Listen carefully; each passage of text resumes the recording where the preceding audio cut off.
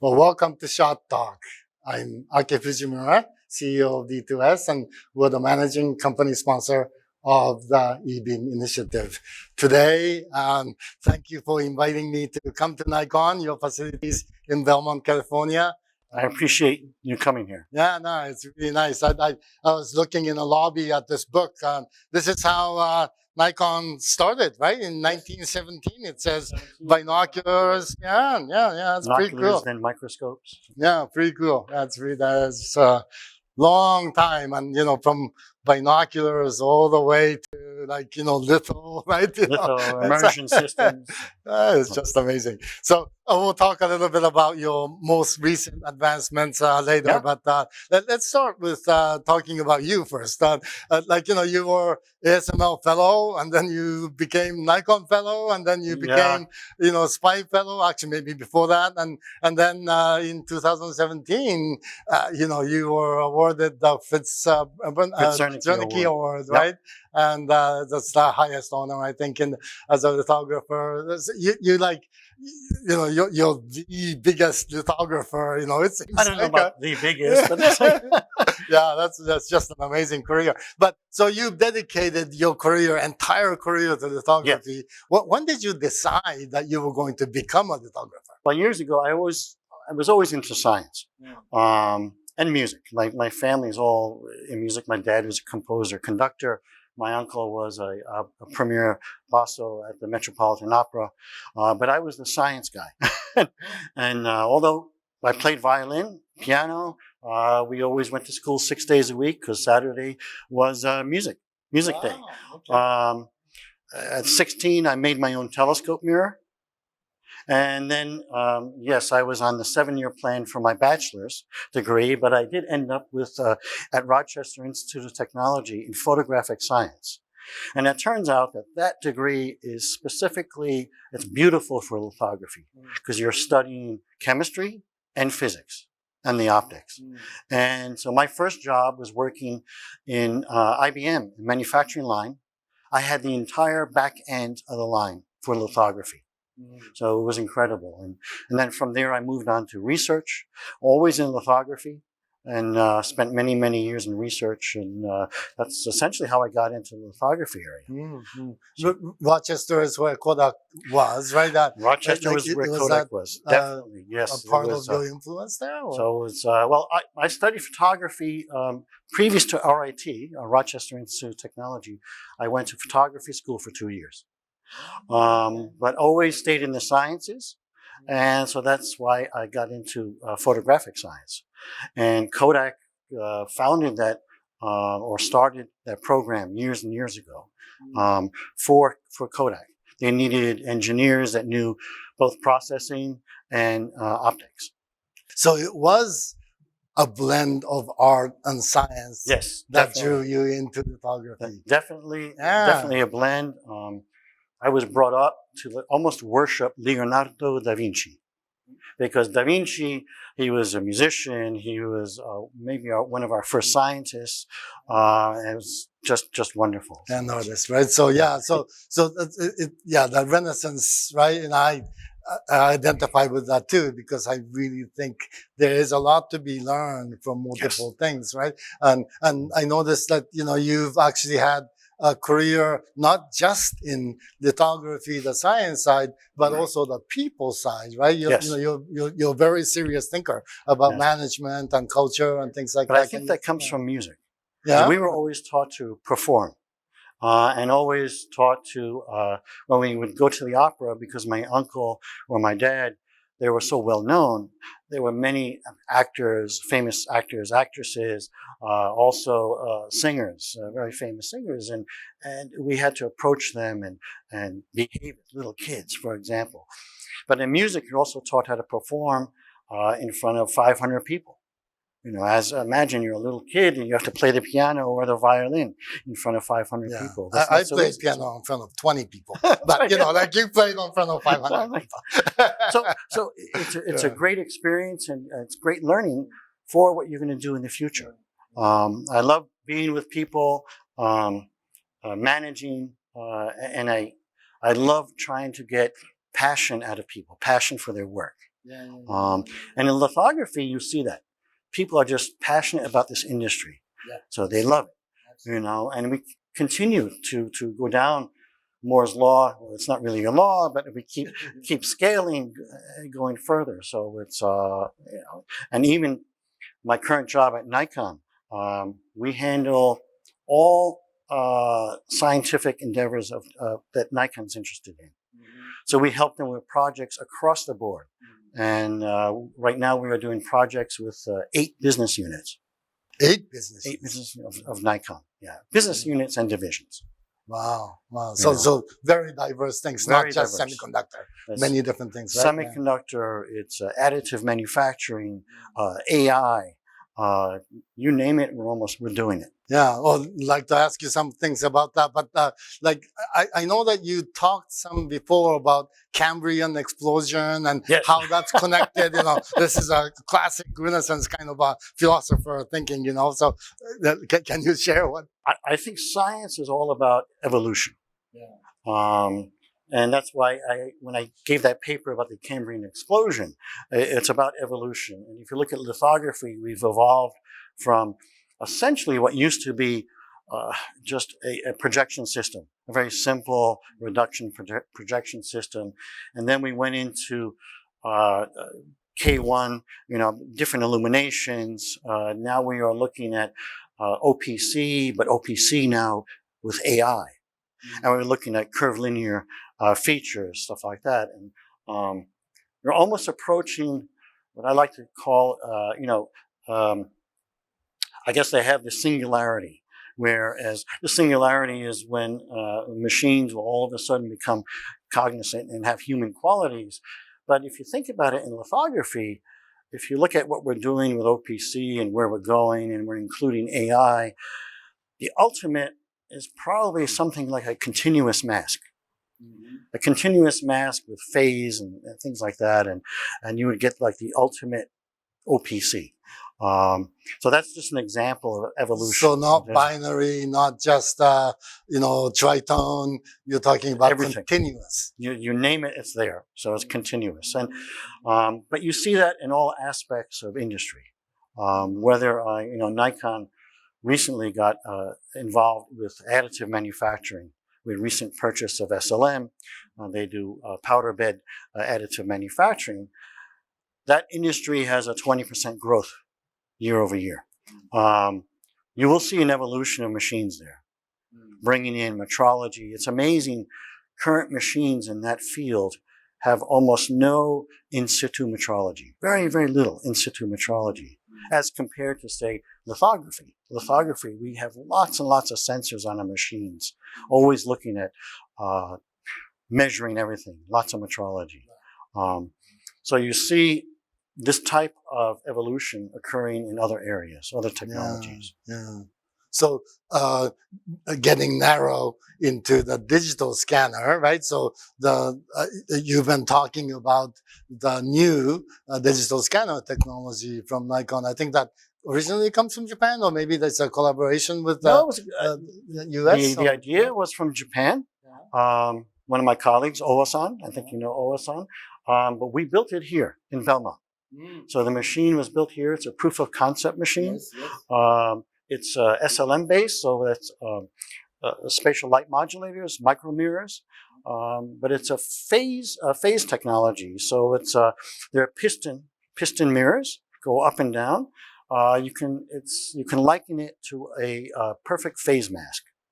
So not necessarily alternate phase mask. It's more like a pure phase mask. And we can write features across the wafer. I have a couple of wafers here. Oh, yeah. For example, this wafer is a 200 millimeter wafer. Every single chip has a different feature, has a QR code on it across the entire wafer, including the edge chips. Like all the different chips have different QR codes, right? Different QR codes. Yeah. On top of that, which you can't see, of course, is an array of 16 by 16 via holes, and each one of those is customized. Oh yeah, so per chip. Right.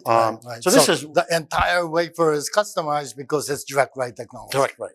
On top of that, you don't need. We have no field limitation, so you Right, can. so it doesn't have to be limited to reticle size. The entire wafer can be written on. Here's an example where we've tried to reproduce a packaging or heterogeneous package where we've covered most of the wafer. In this case, we have about 200 to 300 nanometer resolution on these lines. And in addition, again, it's a proof of concept machine, so we can do also 300 millimeter. Wow. These wafers, what's interesting That's a Japanese is art, a right? Japanese artist. Yeah. If I can open this up. Oh, And from the angle, I can see like different colors. yes, this is a special design. One of Japanese engineers in Nikon, very clever. The whole thing is made with diffraction gratings to get the right colors. He specifically designed to get the colors. Unfortunately, we don't have the correct light here. We could be a little bit more coherent, and It then needs we'd to be be able coherent. to Right, I see, yeah. see the colors. But it's maybe an example too of the creativity in R&D, in research, that you need to be creative. Here you have a piece of famous art used in a very technical, high-tech machine. So it's pretty amazing. So it's Yeah. That's just amazing. Yeah. So, and you can do 300 millimeter too, and yes, right? Yeah. So that's pretty cool. And here again, we see a blend of art and science. art and science. Yeah, I never forget when I was at IBM. So it's IBM Research in T.J. Watson Research Center. I think half of the researchers played a musical instrument. Really? It was amazing. But it's just a correlation, right? Yeah, maybe it's correlation. I don't know, cause and effect. But they not only did they play a musical instrument, they all knew different languages. So you see this explosion. I mean, if people that are creative also tend to be very also technical. I mean, Einstein played violin. You know, so it goes hand in hand, I think. Yeah, I think so. Yeah, it's a fascinating thing. It's got you know, ChatGPT doesn't play any music, and you know, right? There's a little bit of something about how the mind works and how you know, they get connected together. You know, like learning from one side of the brain connects to the other side of the brain in some way, and that's not something. Right, yeah, left-handed, right? Yeah. You know, left-handed people tend to be musicians and things like that, right? You know, it's got to be something there. You know, it's fascinating. So, yeah. And I see this also in my employees today. You know, I have lots of employees, they're avid photographers. Now, some of them, I have one employee, he still likes to work with film and develop, you know, get his hands wet in paper instead of digital. But see, like what I'm observing is, you know, these things, right? There are many people in management that don't bother to find out anything outside of work, but you know these things because you know this, right? Well, when you talk to people, I think it's important to understand where their passion is. Yeah. Because you want to draw, being a manager, you want to draw that out and have that employee bring that passion to work, but also to enjoy work. If they're not enjoying work, then I'm doing something wrong. I mean, at the end of the day, yes, we're a business. But if we can help people to develop their passion for the business, for the products, we will be much more successful. Yeah, I completely agree. That's really nice. Let's turn our attention to, you mentioned 8 different business units that you serve.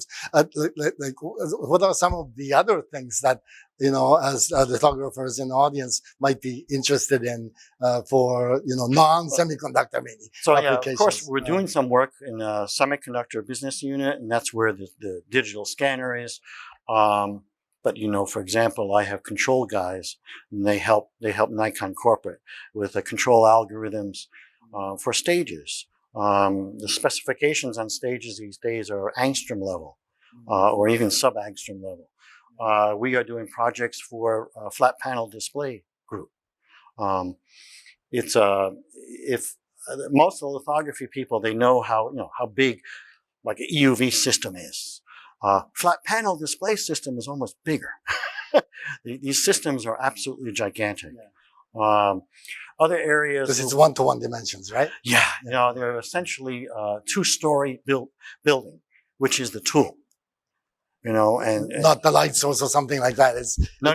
Usually you have Yeah. something like 5 different light sources going into one. They're pretty amazing technology. The other group we're working very closely with at Nikon is the next generation projects division. And that's where we look at advanced manufacturing, whether it's additive manufacturing or subtractive. So it's essentially laser technology. So it's additive manufacturing for metals using lasers. Also subtractive, where we're removing metal material to polish metals. What we're also doing is making riblets. So do you know on a shark skin? A shark goes to the water very, very easily because they have riblets on their skin, and it helps to reduce the drag. So we're looking at putting on riblets on turbines, on wind turbines, and on aircraft to help the efficiency. So if we think about the future, where mankind is going, we have to think about reducing, our carbon footprint and reducing the consumption of various fuels. So increasing the efficiency on the aircraft and on wind turbines, for example, would help. Now the riblets are put down with the laser in ablation, whether it's in a polymer film or in a metal. And so Nikon's working on these. And the riblets themselves are about 50 nanometer resolution, 50 micron resolution and 100 micron pitch. So it's a very interesting technology. We're working on, my guys are working on simulation, on the fluid dynamics on the simulation. We're working on ablation simulation. We're working on implementation of a giant robot to make the riblets, also on aircraft and on big giant turbine blades. Are the riblets being created by some kind of a lithographic trick, or is it well, you materials? might call it a big lithography. We're doing ablation. It's just formulating dense lines in ablation. However, the riblets, you don't necessarily want very, very straight sidewalls. You want almost triangular sidewalls on the riblets to reduce the drag. Makes sense. Yeah. So this is a very, very interesting technology that Nikon is working on. Yeah. And that we're part of. Anything else? These are all fascinating things. We're doing a lot of work with robotic vision. Yeah. We're also working with AI. We've got some projects working on AI where we automatically have a camera automatically take the picture. So you can imagine a photographer going to doing a baseball or basketball game. So the photographer has a couple of cameras around his chest, but then he can set up multiple cameras around the stadium. Those cameras automatically recognize by AI when a shot is going to occur. So when someone's going to shoot a basket, and that type of algorithm we're working on here. So, and it's actually fascinating how you can create these algorithms from AI. Yeah, I remember reading about Ansel Adams going to Yosemite or something and just waiting for exactly the right light, right?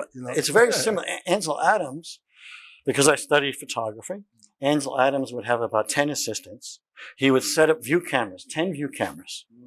And then he would go around when he had the right light, he would move from view camera to view camera, taking the picture. But now you can imagine maybe an automated camera. Maybe somebody like Ansel Adams has a manual camera, but the AI is on all the other cameras. And, but we'll see what the future brings. Yeah. So maybe the artist cannot be replicated, but the assistants might be replicated. Correct. Replicated. Yeah, correct. Yeah. So I'm not sure if AI will ever get be sentient. Yeah. What do you think about AI? Speaking of AI, deep learning applications or AI applications for the semiconductor industry? I think it's ripe for AI. I think we're seeing the beginning of AI working its way in OPC and in design. Um, I recently saw some article about AI looking at chip design also, and I think that's very viable. AI is it does pattern recognition. So if we feed it enough data, if we train it enough, it will come out. So I recently I was curious about Chat GPT. Well, I said, okay, well, tell me about Donis Flagello. Okay, yeah.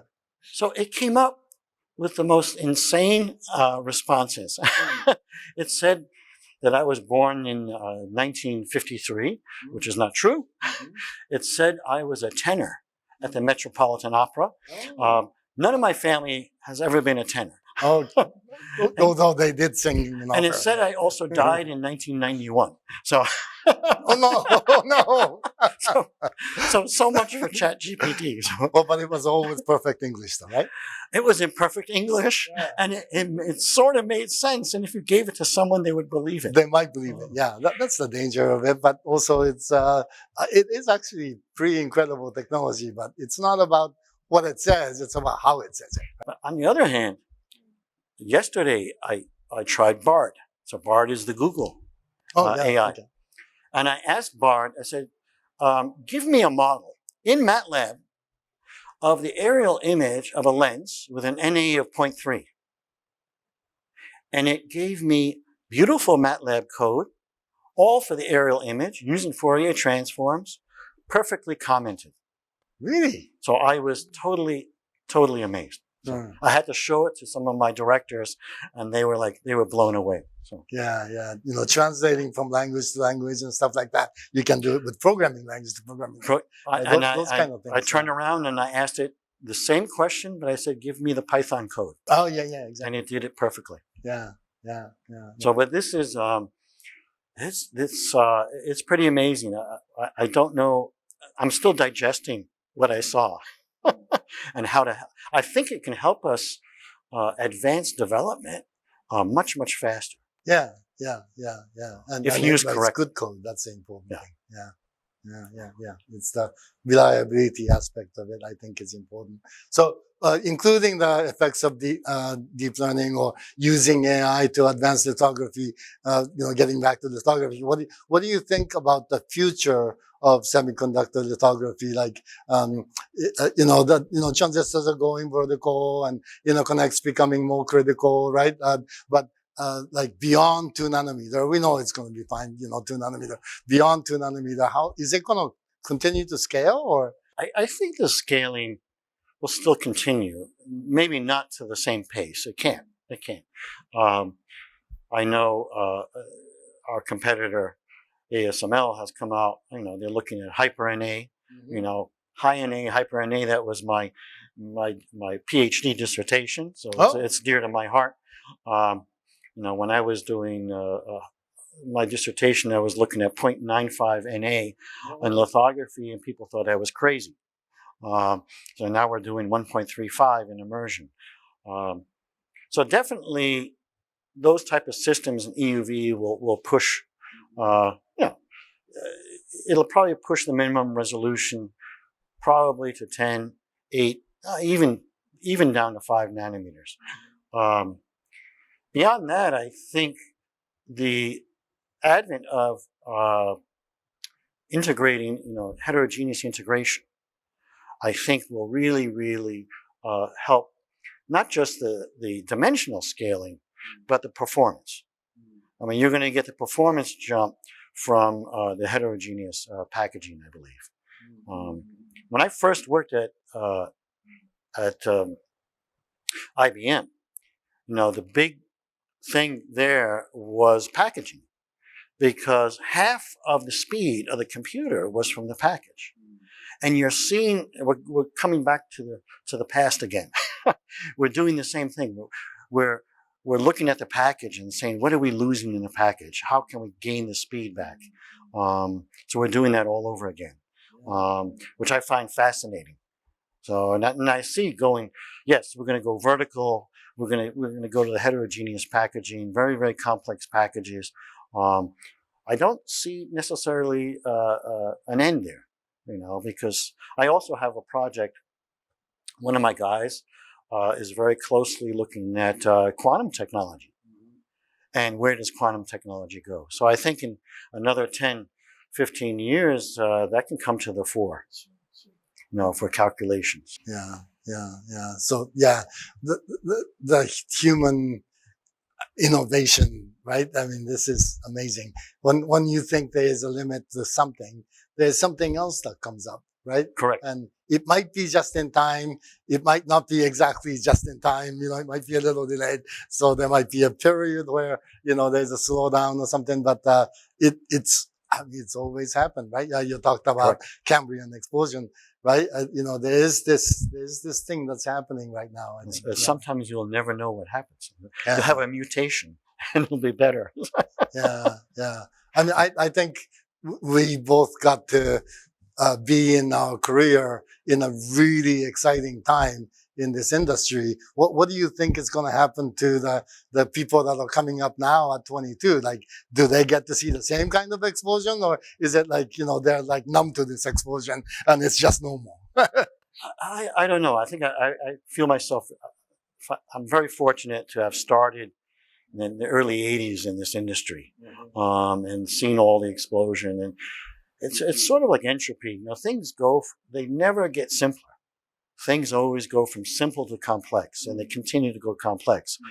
So the current generation will see an explosion, but it's a lot more complex environment. Many different areas. It's almost like photography.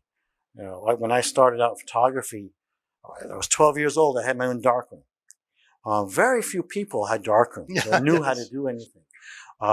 Now everyone has a camera in their pocket, taking tons and tons of pictures, and this is just developing further. So, put it in acid. So you see that, So I'll go back to the idea about passion. You have to help the current generation with the passion and to recognize the science. To recognize their own creativity, to create new products. Yeah. That's really admirable. I think the entire industry owes you, thank you for doing that and caring about that. I'm not sure about the entire industry. I think so, yeah. I mean, you actually don't just contribute to your company. You contribute significantly. You spend a lot of time on SPIE as an overall organization, right? And I view it as giving back. Giving back to an industry, as a society, SPIE, what they gave me. I think my first SPIE conference was about 40 years ago. And I remember going to the conference saying, wow, look at all those, those upper level guys that ran the conference, the guys, they didn't know so much, and I'm now one of those old guys. But it comes full circle. So now I'm trying to bring in some new people, some younger people, to bring new blood to the conferences and things like that. So. And give them the joy of working every day on something that we love to do, right? I mean, this is an amazing thing. So we keep going. We keep going. So, people like in sports sometimes say, we get to do this for a living. We get to make money and play. Right. I feel the same way about, what I mean? And I can see that's how you. So it's just I'm still having fun. So. Yeah, exactly. Me too. Yeah. Well, thank you very much. I mean, it's really a pleasure. It's an honor. It was great. Thank you. Yeah.